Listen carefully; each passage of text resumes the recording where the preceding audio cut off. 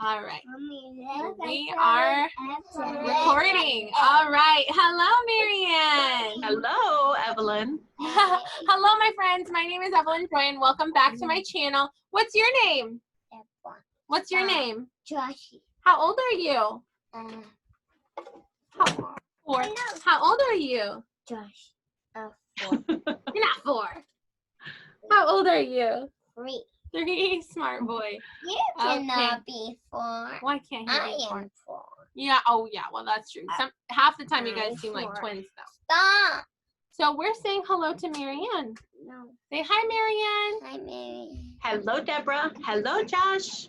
We're interviewing her. So we're gonna say Marianne. Okay. All right. How about you guys go play? Yeah. Okay. You want a panda? Okay. Stop. How about you guys go play in the playroom next door? Okay. Okay. Hello, Marianne. Thanks for coming to my video. We tried going live. It didn't work out. That's okay. Okay. So we're just recording it and we'll post it. All right. So my first question for you as an Outschool teacher is, what did you do before you taught online? Okay, so I worked in the public schools for about 8 years. And during that time, I went ahead and got my master's in education. And I'm certified in early childhood, elementary, and then I have a reading certification. Wow, very good. So, I mean, yeah, just for fun. I did homeschool my girls for several years, and I stayed at home with them as long as I could. So, very good. yeah. What ages were they when you homeschooled them? Oh, they were young. So Michelle went into 3rd grade, and then Jenny was in 1st grade, and I had to go to work. So I got to homeschool them almost to the end of the year. They started after, like in March in school. So, but I feel like I give them a good foundation. Yeah. And yeah, so yeah. That's awesome. Yeah, I'm starting to see that with homeschooling that it has a lot more advantages than I expected. So. Oh yeah, definitely. So much more time you can spend with your children. Yeah. Yeah, and I've also realized that being able to. Okay, Deborah, do you mind closing my door, please? I might have to. 1 second. I've got a lot of background. Can you close my door, pretty please? Okay. Well, there's lots of noise. No, y'all need to go back out. You guys are being too loud. Okay. They're all in here. All right. So it's going to be a noisy interview. Okay. Oh, well. Life of a mom. Yeah, I've been noticing that, in the classroom, it's sometimes 1 teacher to 30 kids. And so the kids do their papers and then hand them in, and then you mark what's wrong. And then they see, oh, I wrote my letter backwards or whatever. But when you're working one-on-one, you can catch it in the moment and say, oh, you did your letter backwards. Can you fix it? And so I think that's more advantageous because they learn to start writing it correctly. You know what I mean? Yes. Oh, for sure. My oldest daughter, she wasn't a fan of writing when she was younger.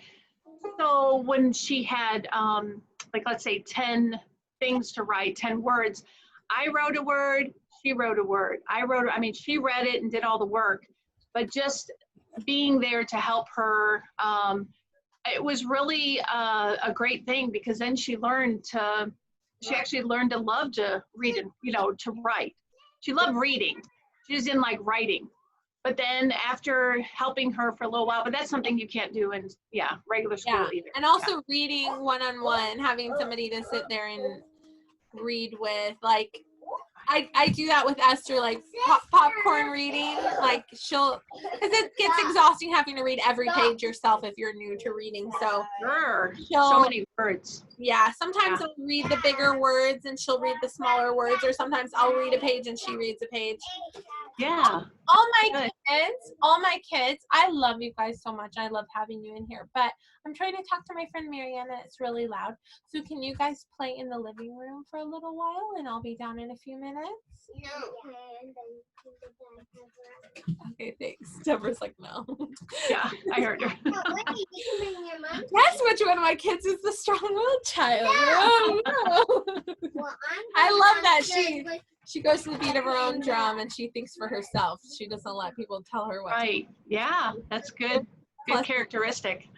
Yeah. So when my dad bought us the Hooked on Phonics program back in the day.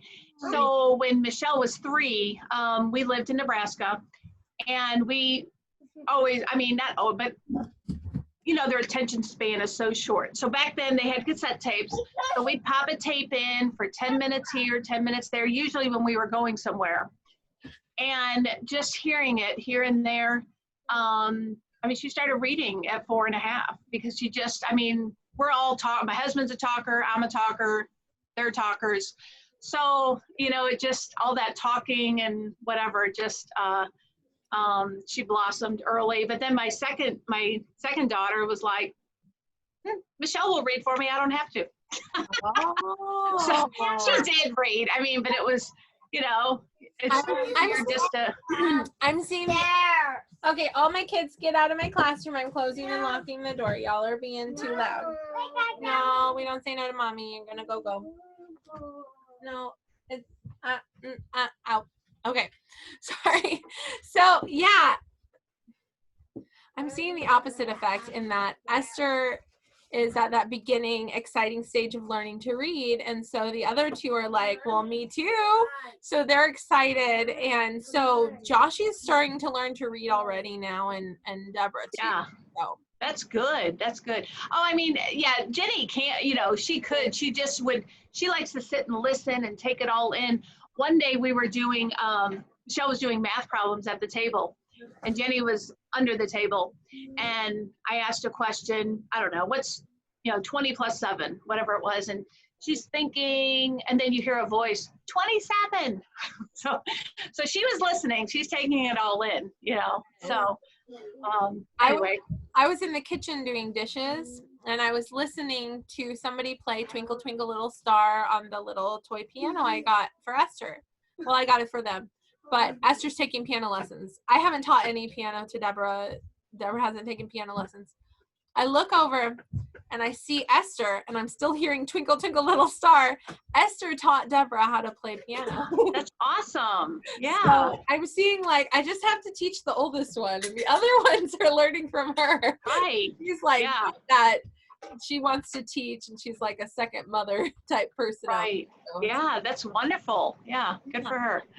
Very good. So, so when did you start teaching online, and what company did you start with?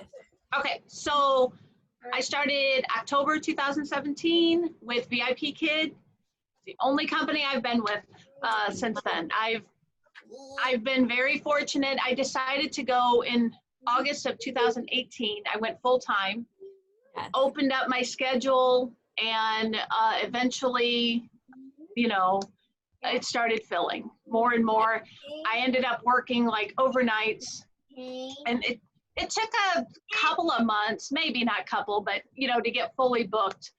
But yeah, so ever since then, I've been full time with VIPKID only. So very cool. Give me 1 second. I love that you're reading. If you want to sit right there and read to your siblings, you have to do it in a lowered voice, okay? And I can still hear you reading. That's nice. But I don't like all the shouting in the background of my, it's making me feel a little frustrated. Mommy. Okay. Yes, baby. I need a brush to use to put on makeup. I know on your face. you want to put makeup on my face, but no, thank you. Okay. All right. So sorry about that. I made the bad decision of letting my kids in because I was like, oh, they'd like to say hi to Marianne. So now we're having a chaotic video, but that's okay. Okay.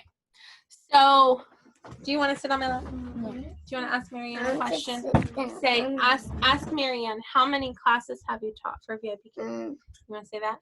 I want to play that. You want to play this game? Have you ever seen this? Do you have one of these? no, is that the alligator or crocodile? Mine's a mouse, but other people have. Yeah, I thought it was a mouse. Okay, no, not yet. Eventually, I'm keeping an eye out. Very cool. Yeah. You Okay, so classes I have taught, so about 7,430, give or take. Wow, very good.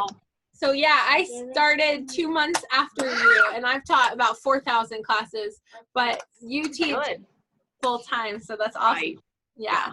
Yeah. I've been doing it part time.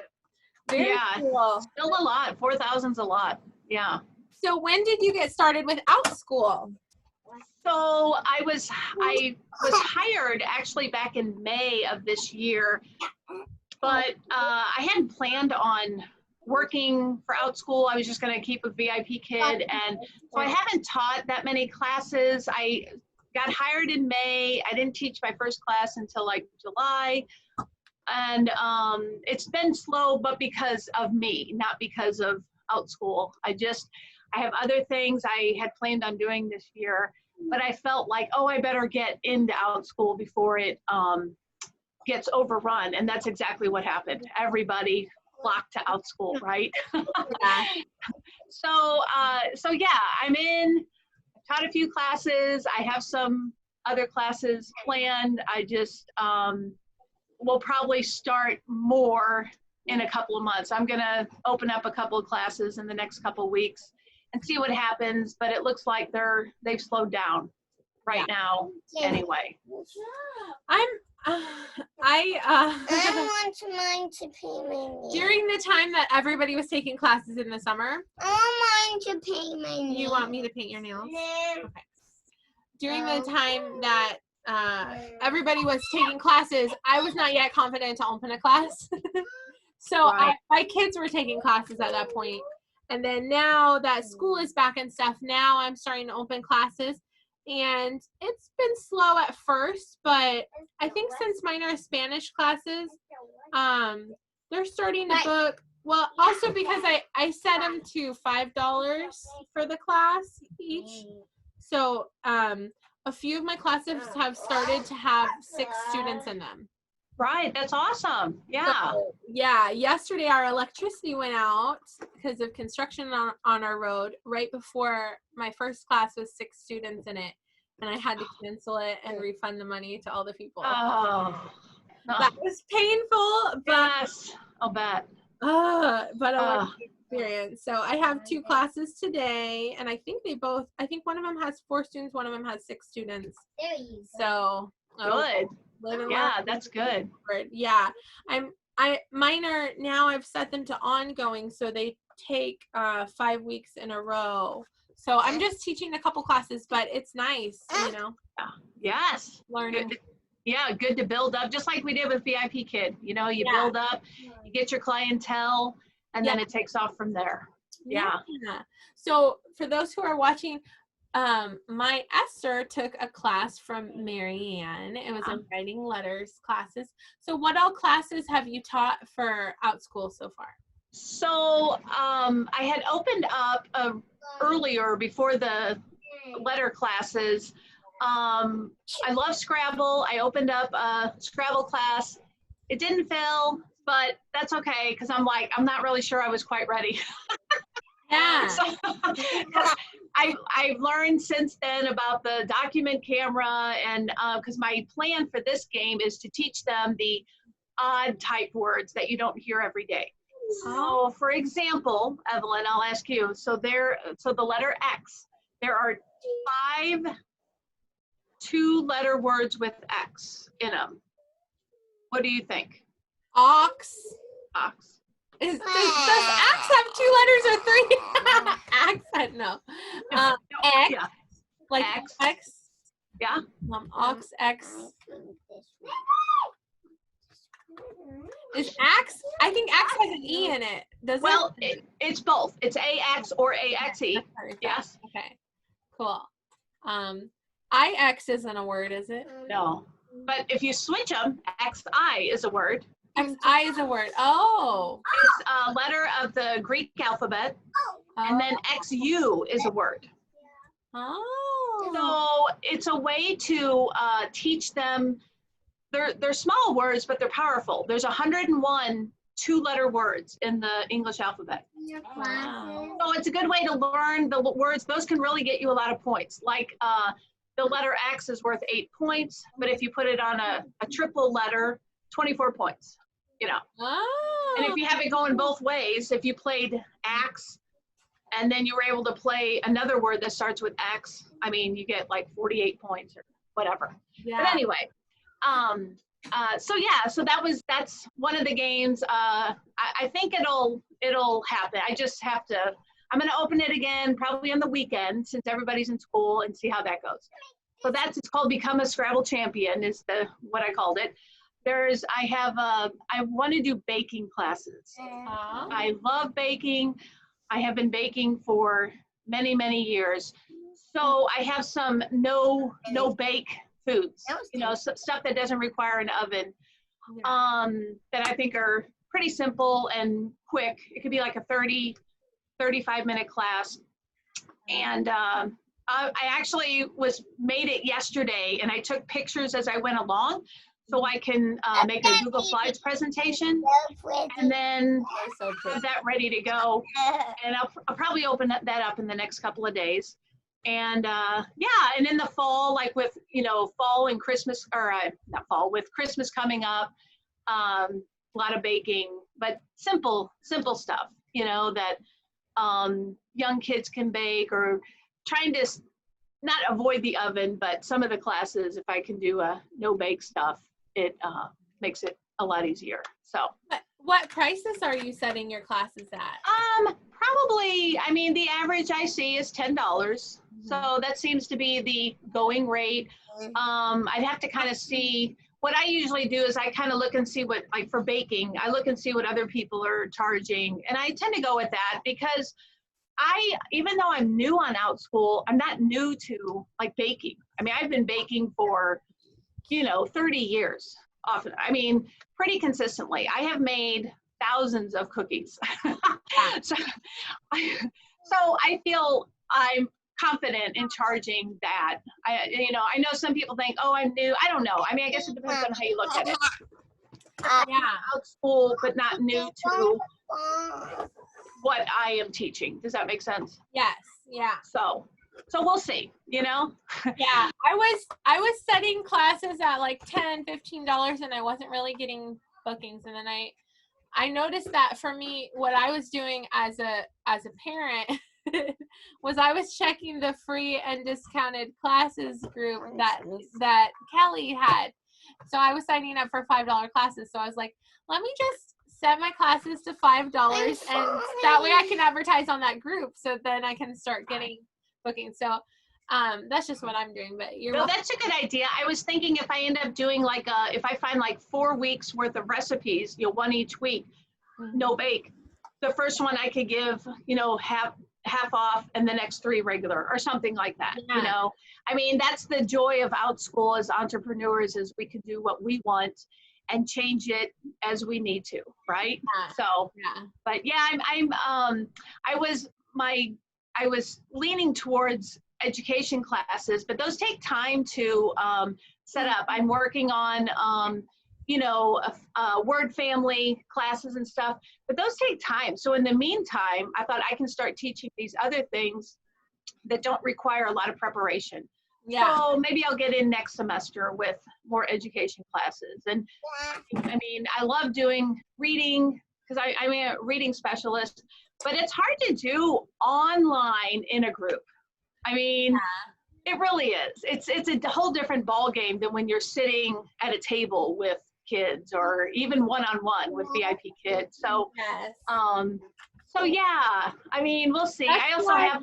Oh, go ahead. That's why I signed my kids up for classes before I started, because I wanted to see how are other teachers doing it, and so I made YouTube videos of those classes so that other people who don't have kids can see the little window to other people's classes, what's going on inside the class, right? Yes, that's so nice. You have that advantage of having young children. It gave me a window into what people are doing, because I was like, do I have to do a PowerPoint or not? Do I have to do a handout or not? What I've been starting off, maybe it's not good. I don't know, but I haven't been doing PowerPoints or handouts. I've been teaching because I'm teaching Spanish conversation classes. So I'm just like getting my feet wet. So it's what I do is I type up everything that we learned in the class in my feedback. Like I send a message to parents. This is not lipstick. This is concealer, love. Okay. And so I because with my Spanish classes, I sort of assess where my students are and what they know before I like decide what I'm going to teach them. Because it's like, oh, if they already know their numbers, then let's work on colors. Or if they already know their colors, let's work on fruit. So I sort of adjust to depending on who ends up in my class, right? And Right. then I type up all of the words and phrases in English and Spanish and send them to each of the parents so that they have it. Okay, yeah, good idea. Right, because just like VIPKID, you never know when you get new students, we don't know where they are. Skill And so when you extend, either you can extend or you have to continue on with whatever they're, yeah, you have to meet them at their level. Exactly. Yeah. But I am thinking I may do like handouts in the future. I just have to get all the tech side figured out as far as attaching the document and all that. Right, yeah, I do have Canva, so I know that's really popular, and but Google Slides is also so easy and user-friendly, so much easier than PowerPoint. Oh my gosh, it's not even, because PowerPoint has so many choices, and it's easy if you know what to choose. Yeah. But Google Slides makes it much more simple and user-friendly. So yeah. But when I was in school, we did PowerPoint, and in school we did the Google Slides. So I'm figuring out a new system. Me too. Yeah, definitely. Always changing. What's one question that you would like to ask to Marianne? Z-O-O. She wanted to spell zoo to you. Yes. That is so funny that you spelled zoo to Marianne, because we might go to the zoo with Marianne. Yes. Would you like that, Deborah? Yeah. Yes. The zoo is so fun. Yeah, we haven't gone in 2020. Yes. I know. I think it's almost done. This pandemic, it's almost done. My kids now, they're to the point where they're okay with wearing masks. And at the zoo, little kids don't have to wear masks, just adults do, so it'll be okay. Oh, yeah. The zoo just opened the carousel back up, so they're starting to. Okay. Oh, nice. Not gonna bite. Good. Yeah. So yeah, I normally, it's a tradition to go to the zoo for my birthday in April, but Esther's about to turn 6 in October, so we'll do. It's also my half birthday coming up. So we'll do kind of like a birthday celebration for Esther going to the zoo. You may not touch my computer. You silly Good. So yeah. How fun. Yeah. So when you worked in the elementary school, were you like a reading specialist or an aide or a teacher or? So at that time, I didn't have my degree, but I had been a para for a long time that I worked with small groups of children, just about everything. I worked one-on-one, I worked in small reading groups. And I also subbed. I was a substitute teacher. And I've done private tutoring, I've met students and their parents at the library and I've done private tutoring, which I really enjoy. Yeah. So yeah, a little bit of everything actually. And with the small groups, it works out well because they're all usually reading the same book and they group them according to their reading abilities, which makes it nice. So everybody's pretty much on the same page. Yeah, I was teaching, I was an ELL aide, but I was also teaching reading and math small groups like that in the elementary school. And I tutored middle school and high school students as well. Yeah. Nice. Yeah. Yeah, I've taken kids out in the hall and worked with them on sight words and a lot of, one-on-one or small group or, whatever, but So yeah, and before I was subbing And actually, VIPKID came along, and you know, with the way the public schools are kind of going, yeah, this was a godsend for me. Yeah, I love working from home. I never thought it would be possible, right? I mean, yes, isn't it? It's like a dream come true that you never dreamed of. yes, Like, all the time you save driving to and from work, getting fully ready. I mean, it's so wonderful. Yeah. it's amazing because I can earn a paycheck while staying home with my kids. Right.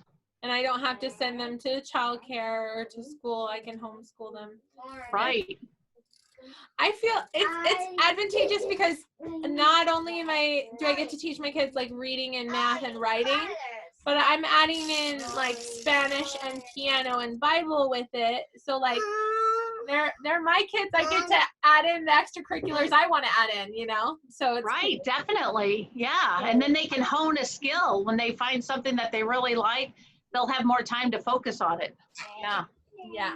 Wonderful. Yeah. Yeah, it's really cool. Well, we look forward to seeing you in person. Yes, I'm excited. Yeah. So yeah. I hope the weather's good. Yeah, hopefully the weather's good. Yeah.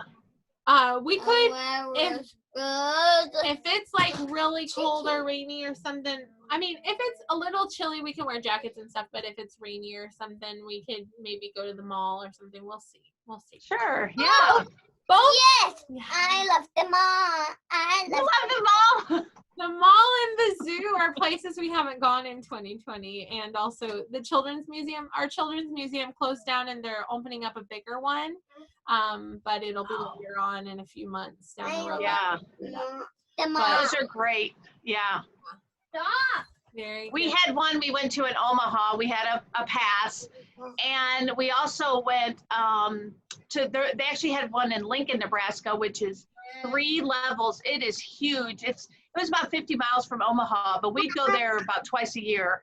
And it's, yeah, children's museums. Museum or the children's museum? Yeah. Well, there's one in Omaha that we went to, and then in Lincoln, Nebraska, they had one that was 3 levels. It was huge. But that was a little bit further drive, so we didn't go as often. But Wow. yeah. Yeah. We had a pass to the zoo and we had a pass to the children's museum. But they both expired during the pandemic. Oh, yeah, that's too bad they don't give like a partial refund or something. Well, but both, in a way, I don't want them to because both businesses are really struggling and I don't want them to close down. So I'm like, it's okay, take my money. Donation. You made a donation.